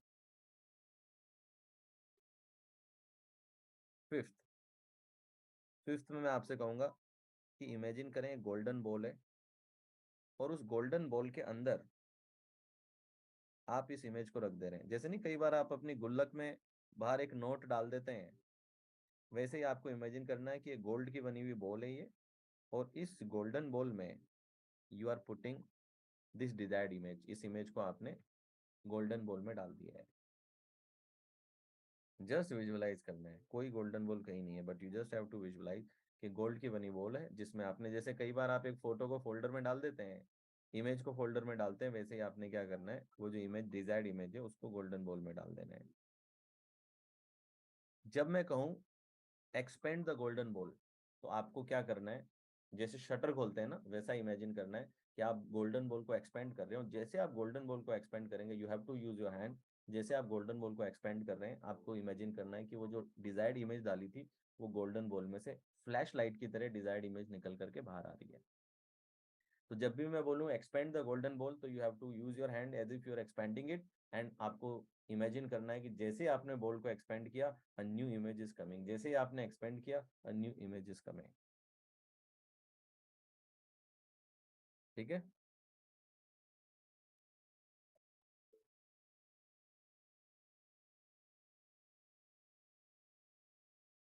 सिक्स्थ स्टेप देखें। छठे स्टेप में मैं आपसे क्या कहूंगा कि वो जो पुरानी वाली फ्रेम्ड वाली फोटो थी जो साइड में रखी थी, उस फोटो को उठा लें और इमेजिन करें कि लगभग आपसे 1 फीट की दूरी पे यहाँ पे वो फ्रेम आपने रख दी है, और उस फ्रेम के सेंटर में है आपकी गोल्डन बॉल। सेंटर में क्या है? Golden ball. जैसे नहीं कैमरा का सेंटर एपरेचर होता है, वैसे कि सेंटर में गोल्डन बॉल है। और अब यहाँ पे मैं आपको बोलूंगा 1 2 3 एंड एक आवाज निकालूंगा, क्योंकि इस टेक्निक में स्विश आवाज निकलती है, इसीलिए इस टेक्निक का नाम स्विश रखा गया है। बड़ा फनी रीजन है, मगर यही रीजन है, क्योंकि इसमें ट्रिगर ये होता है। तो जैसे ही मैं ये ट्रिगर दूं स्विच का, आपको क्या इमेजिन करना है कि गोल्डन बॉल एक्सपेंड हो गई है, एक्सपेंड होकर के इसने फ्रेम को ब्रेक कर दिया है। जैसे नहीं कि एक पोस्टर फटता है और उसमें से हीरो निकल जाए, वैसे ये गोल्डन बॉल एक्सपेंड होते ही ये पुरानी फ्रेम कंप्लीटली ब्रेक हो रही है, और जो नई इमेज है वो खुल के 1 फीट की दूरी पे आके आपके सामने हो गई है। फिर मैं आपसे कहूंगा कि अब इमेजिन करो कि आपके फोरहेड पे ऊपर ये इमेज आ चुकी है। और फिर मैं कहूंगा कि इमेज आपके अंदर के मेंटल स्क्रीन पे आ चुकी है। 3 स्टेप कराऊंगा। ठीक है। ये पूरा प्रोसेस गाइडेड वे में होगा, तो कोई स्टेप्स आपको याद रखने की जरूरत नहीं है, मैं आपको स्टेप बाय स्टेप ये कराऊंगा। जस्ट आपको एक आइडिया रहे, ऐसा ना हो कि आप कंप्लीटली ब्लैंक हैं जब मैं करा रहा हूँ, एक विजुअल आपके दिमाग में क्लियर रहे इस प्रोसेस को करते समय, इसलिए आपको बताए स्टेप्स।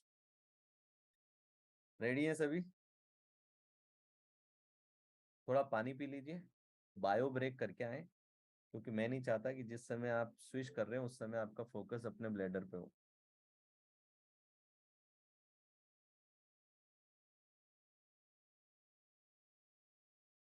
तो फटाफट से बायो ब्रेक लेकर के आए।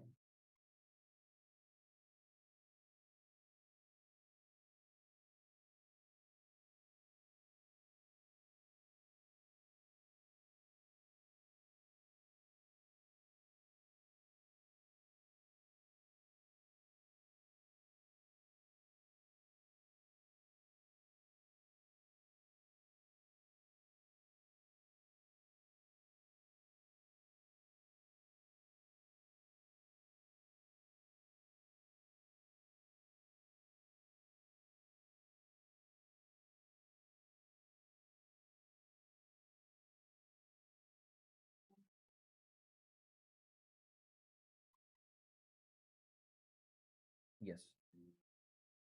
जो इमेज अनवांटेड इमेज जो हमारी है वो, जो अनवांटेड बिहेवियर की जो इमेज है वो, और डिजायर्ड जो हमारे वांटेड बिहेवियर की है। जैसे सुबह अलार्म बंद करके आप सो जाते हैं, सुबह उठ नहीं पाते हैं, तो अपना अलार्म बंद करते वाली जो इमेज है वो हो गई करंट इमेज, अनवांटेड इमेज हो गई। और राइट इमेज क्या हो गई कि उठ के एक्सरसाइज कर रहे हैं, मे भी अच्छा म्यूजिक बज रहा है, डांस कर रहे हैं, और जो चाहिए वो इमेज बना ली दूसरी।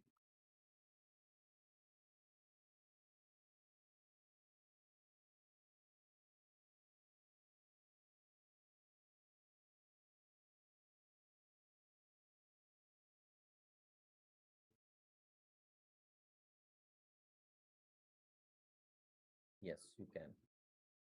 अलग अलग एरियाज के लिए अलग अलग आप कर सकते हैं। मैं अभी आप लोगों को एक फाइनेंशियल और फिटनेस दोनों के लिए अभी एक इंस्टॉल करा दूंगा कि एक फिट और रिच इमेज, वो मैं अभी करवा दूंगा आपको।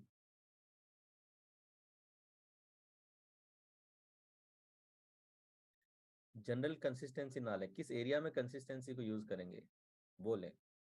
जनरल कंसिस्टेंसी कुछ नहीं होती है। You have to imagine in which area you will apply consistency. Exercise में कंसिस्टेंसी लाना चाहते हैं, बिजनेस में सेल्स में कंसिस्टेंसी लाना चाहते हैं, कोई लिखने में कंसिस्टेंसी लाना चाहते हैं। Consistency is a resource that you want to use to accomplish something.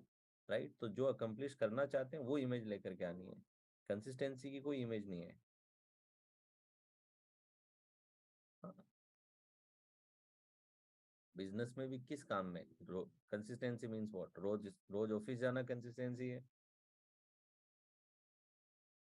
Rose team से बात करना एक कंसिस्टेंसी है। हाँ, तो सेल्स है, तो सेल्स में कंसिस्टेंसी का मतलब क्या है? What is the meaning of consistency in sales? Is it meeting new people every day? Then image आ गई, that every day you are meeting new people, that will be the desired image। ठीक है, unspecific को turn करते हुए, सवाल पूछते हुए स्पेसिफिक में लाएं जहां पे आप इमेज बना सकें, क्योंकि कंसिस्टेंसी की कोई इमेज नहीं है।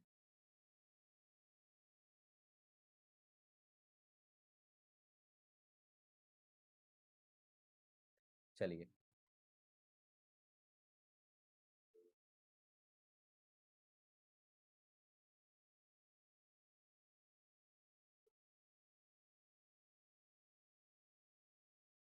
हाउ टू एक्सेप्ट द, मतलब मैं स्विच टेक्निक आप लोगों को सिखा रहा हूँ, उस बीच में ये सवाल कैसे आ जा रहा है कि वर्ल्ड की टेम्पररीनेस को कैसे करें? मतलब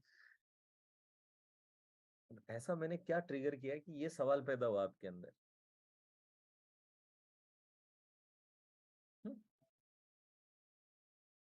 डोंट बी डिस्ट्रैक्टेड। अभी स्विच चल रही है, तो अभी तो हमारा पूरा प्रिपेयर कीजिए कि स्विच टेक्निक करनी है मुझे। ठीक है,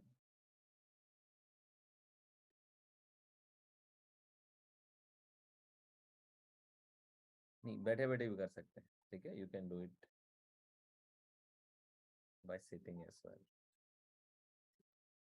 बैठे बैठे कर सकते हैं। चलिए, एवरीबॉडी क्लोज योर आइज, सभी लोग अपनी आंखें बंद कर लें। कंधे सीधे रहेंगे, नेक स्ट्रेट रखेंगे, स्पाइन सीधी रखेंगे, so that you don't fall asleep।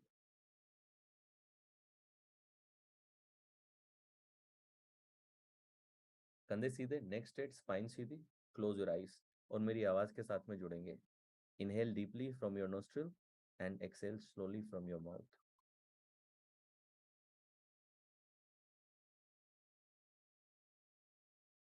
Inhale deeply from your nostril and exhale slowly from your mouth.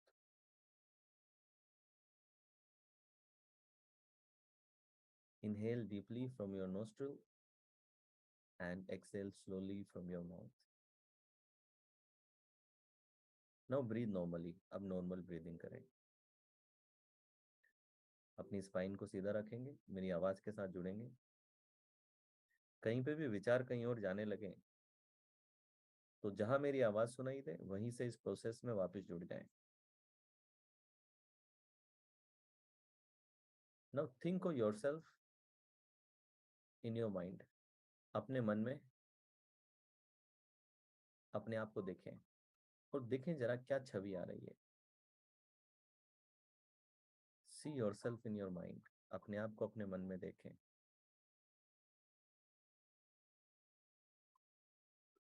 जो भी इमेज आ रही है, उस इमेज के चारों तरफ एक फ्रेम डाल दें।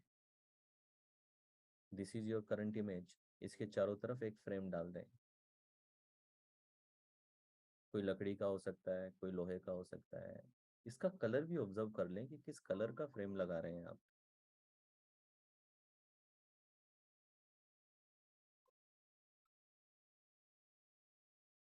Very good. नब इमेजिन करें कि आप अपने हाथ से, जैसे कि अलमारी में से आपने फोटो निकाली हो, वैसे अपने ब्रेन में से इस फ्रेम्ड इमेज को निकाल के अपने साइड में रख दें। Right side, left side, anywhere safely, we will use it later. You just have to visualize as if you are doing this. So take it out and put it aside. Okay, good. Now open your eyes. अपनी आंखें खोल लीजिए।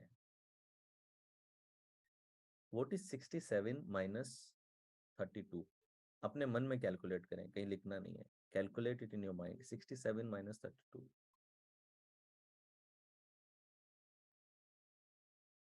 अपना phone number reverse order में बोलें। Say your phone number in reverse order. आराम से ध्यान लगा के।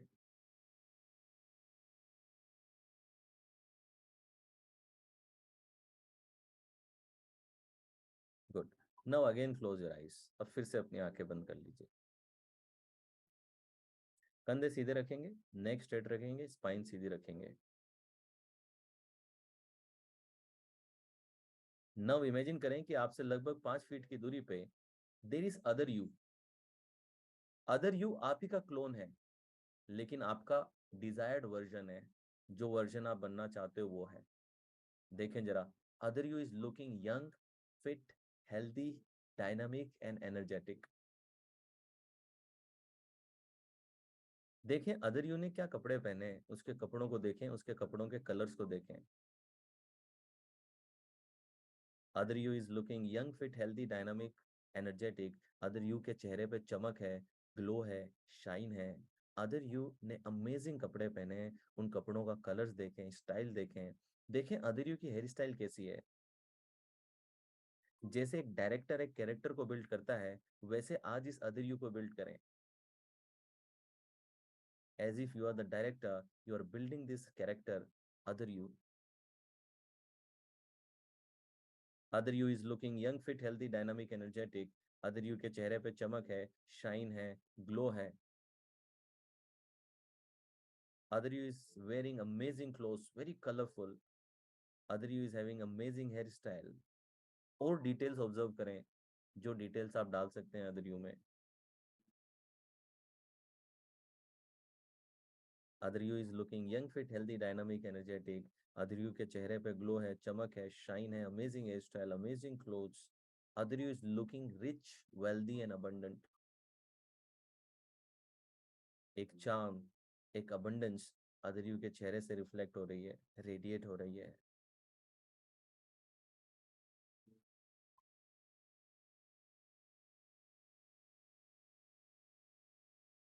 Very good. कंधे सीधे रहेंगे, नेक स्ट्रेट रखेंगे, स्पाइन बिल्कुल सीधी रखेंगे.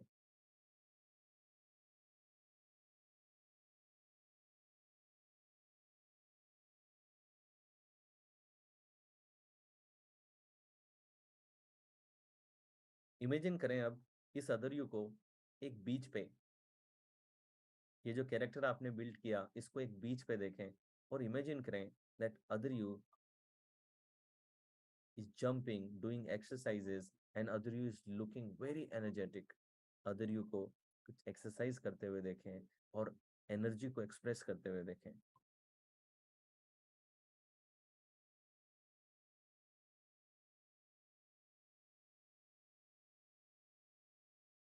Very good. नाउ इमेजिन कि अदर यू एक खूबसूरत से घर में है, ब्यूटीफुल हाउस. उसमें ये अदर यू है. देखें इंटीरियर वॉल कैसी है, कलर्स कैसे हैं.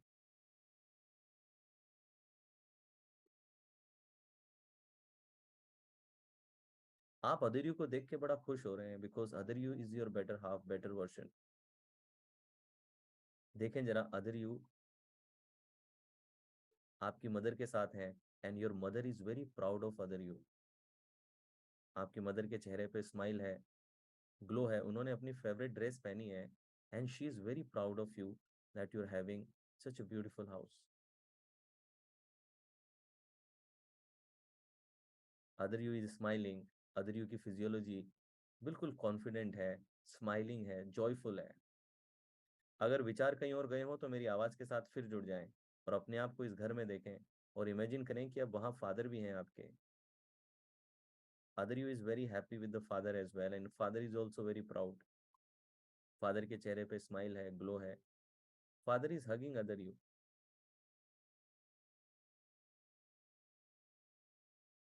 Very good.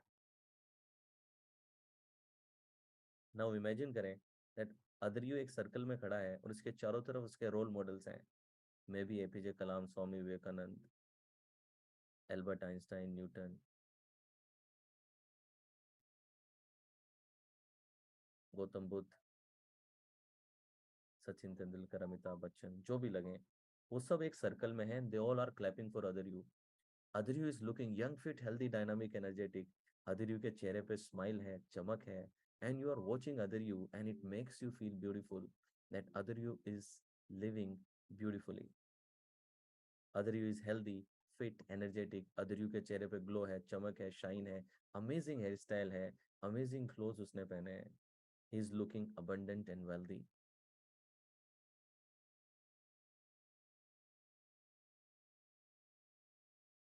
Very good. Now imagine करें अदर यू फिर से आपसे 5 फीट की दूरी पे है, looking young, fit, healthy, dynamic, energetic, चेहरे पे ग्लो है, शाइन है, अमेजिंग हेयर स्टाइल है। और अब इस अदर यू को इमेजिन करें कि आपके पास एक गोल्डन बॉल है, जैसे अलादीन जिनी को डाल देता था, वैसे इमेजिन करें कि अदर यू इस गोल्डन बॉल में आप फिट कर रहे हैं। Put other you in the golden ball. जैसे एक गुल्लक में एक नोट डाल दिया हो, वैसे अदर यू को आप उस गोल्डन बॉल में, उस वेल्दी बॉल में डाल दें। Very good. कंधे सीधे रहेंगे, नेक स्ट्रेट रखेंगे। You just have to visualise, nothing else, that you are putting it there. You just have to create a visual. Now imagine करें कि ये गोल्डन बॉल आपके सामने है, एंड इसको एक बार एक्सपेंड करके देख लें। Expand the golden ball, golden ball को एक्सपेंड करें। Use your hand and expand it, and as you expand you again see the other you, वही other you, young, fit, healthy, dynamic, energetic, बिल्कुल young, fit, healthy, dynamic, energetic other you. चेहरे पे glow है, shine है, चमक है। Very good. Now फिर से अदर यू को इस गोल्डन बॉल में डाल के गोल्डन बॉल को साइड में रख दें। Don't try to force anything, just be at ease, and you just have to create a visual, nothing else. अब अपनी गोल्डन बॉल को साइड में रख के धीरे से अपनी आंखें खोलें। अपनी date of birth reverse order में बोलें। अपनी date of birth reverse order में बोलिए, अपने मन में ही बोलना है।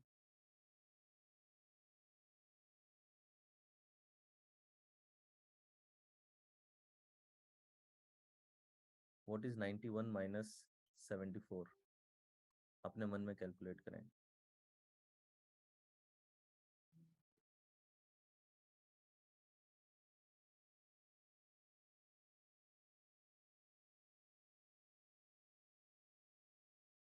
अपना नाम उल्टा प्रोनाउंस करें। अगर रिवर्स ऑर्डर में बोलेंगे आपका नाम तो कैसे सुनाई देगा?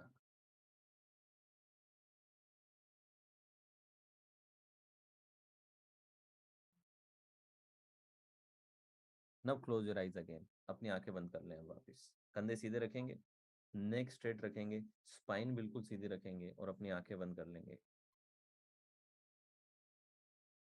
We are in the final segment now. आंखें बंद रहेंगी, कंधे सीधे रहेंगे, नेक स्ट्रेट रहेगी, स्पाइन बिल्कुल सीधी रहेगी। और नाउ इमेजिन करें कि वो जो फ्रेम्ड पोस्टर था, इमेजिन करें कि उस फ्रेम्ड इमेज को आप लगभग अपने से 1 फीट की दूरी पे देखें। वो जो हमारी करंट इमेज जिसके चारों तरफ फ्रेम लगा था, उसको लगभग 1 फीट की दूरी पे देखें, उसके सेंटर पे गोल्डन बॉल चिपका दें। You just have to visualise, nothing else, कि जैसे कि एक पेंटिंग की तरह वो पड़ी है और सेंटर पे गोल्डन बॉल है। और कंधे सीधे कर लीजिए, नेक स्ट्रेट कर लीजिए। जब मैं 1 2 3 गो बोलूंगा और स्विश की आवाज निकालूंगा, तब आपको इमेजिन करना है कि जैसे लाइटनिंग स्पीड से ये बॉल जो है उस पूरे फ्रेम को ब्रेक कर रही है और एक्सपेंड होकर के अदर यू उसमें से निकल रहा है बिल्कुल फास्ट, और सिर्फ अदर यू रह जा रहा है। Now get ready. कंधे सीधे कर लेंगे, नेक स्ट्रेट रखेंगे, स्पाइन बिल्कुल सीधी रखेंगे और पूरी एनर्जी के साथ नाउ गेट रेडी। 1 2 3 गो। इमेजिन कीजिए कि बिल्कुल लाइटनिंग स्पीड से बॉल एक्सपेंड हो रही है and the other you is emerging out of it. पुराना फ्रेम ब्रेक हो रहा है, बिल्कुल टुकड़े होकर के नीचे गिर रहा है, एंड जैसे पोस्टर फट के एक हीरो निकलता है, एग्जैक्टली वैसे ही अदर यू बिल्कुल आपके सामने आकर के 1 फीट की दूरी पे। Other you is looking young, fit, healthy, dynamic, energetic, चेहरे पे चमक है, ग्लो है, अमेजिंग हेयर स्टाइल है, अमेजिंग क्लोथ्स हैं। उन कलर्स को देखें, बारीकी में अदर यू को देखें, उसकी young, fit, healthy, dynamic, energetic physiology को देखें, बिल्कुल करीब आपके है। चेहरे पे चमक है, शाइन है, अमेजिंग हेयर स्टाइल है, और बहुत ही पावरफुल फिजियोलॉजी है।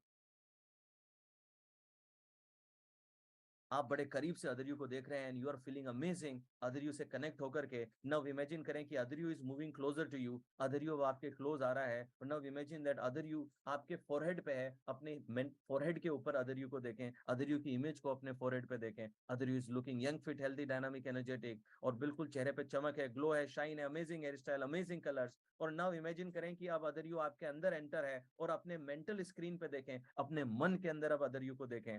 other you is looking young, fit, healthy, dynamic, energetic in your mind. other you के चेहरे पे चमक है, ग्लो है, शाइन है, जॉय है, अभी आपके साथ इंटीग्रेट हुआ है। और नाउ इमेजिन करें कि अदर यू की साइज अब बढ़ रही है, जूम इफेक्ट जैसे कि आपने कर दिया हो, other you is increasing in size in your mental screen. जैसे कि आपने जूम का बटन दबा दिया है और अपने मेंटल स्क्रीन पे अदर यू की साइज को इंक्रीज होते हुए देखें, जैसे कि बाहुबली की इमेज हो। इस इमेज के अंदर एक बाहुबली की मूर्ति की साइज के अंदर एक 3 डायमेंशन के अंदर अदर यू को देखना शुरू करें। Other you is looking young, fit, healthy, dynamic, energetic, चेहरे पे ग्लो है, चमक है, 3 डायमेंशनल है, बिल्कुल ब्राइट है एंड लार्जर देन लाइफ। अपने मन में अदर यू को देखें। Very good. Other is looking young, fit, healthy, dynamic, energetic, other के चेहरे पे चमक है, ग्लो है, 3 डायमेंशनल है, लार्जर देन लाइफ इफेक्ट आपको दे रहा है। फ्रॉम नाउ ऑनवर्ड जब भी आप अपने जीवन में खुद को अपने मन में देखेंगे, अपने मन में अपनी आंतरिक छवि को देखेंगे, तो आप इसी अदर यू को देखेंगे जो कि young, fit, healthy, dynamic, energetic है, अमेजिंग, क्लोज, कलरफुल है, रिच है, अबंडेंट है, विजडम है इसके पास में। इसी अदर यू को आप हमेशा देखेंगे। When ever you close your eyes, this image, this 3 dimensional big image will emerge and this image will guide you.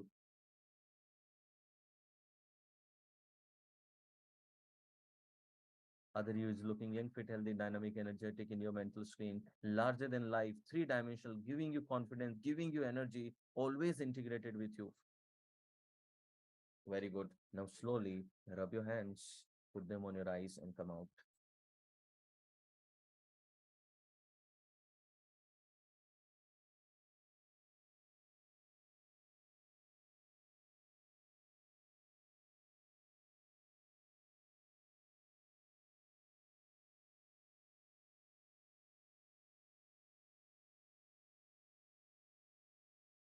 कैसा रहा आपका एक्सपीरियंस?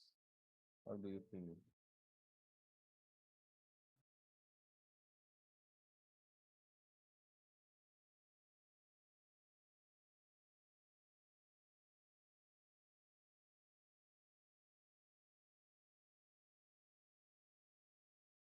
अब देखिए, महसूस तो अच्छा हुआ होगा, लेकिन चेक करते हैं कि इंस्टॉलेशन प्रॉपर हुआ है कि नहीं हुआ है।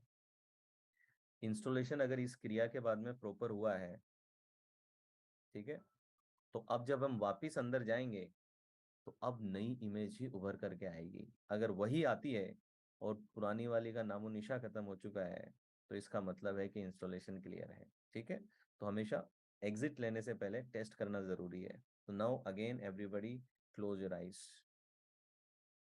सभी लोग अपनी आंखें बंद कर लें and now see yourself in your mind. अपने आप को आपके मन में देखें and you will see that young, fit, healthy, dynamic, energetic, 3 dimensional, larger than life you will emerge.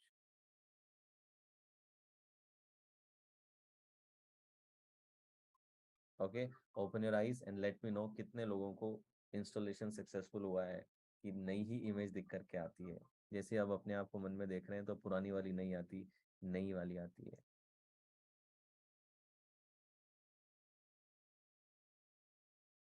आती है नई वाली। इस प्रोसेस को अगर आप करेक्टली करते हैं तो नई इमेज ही हमेशा रहेगी। इन केस कई लोग फर्स्ट टाइमर होते हैं तो कई बार दिमाग कहीं और जाता है, किसी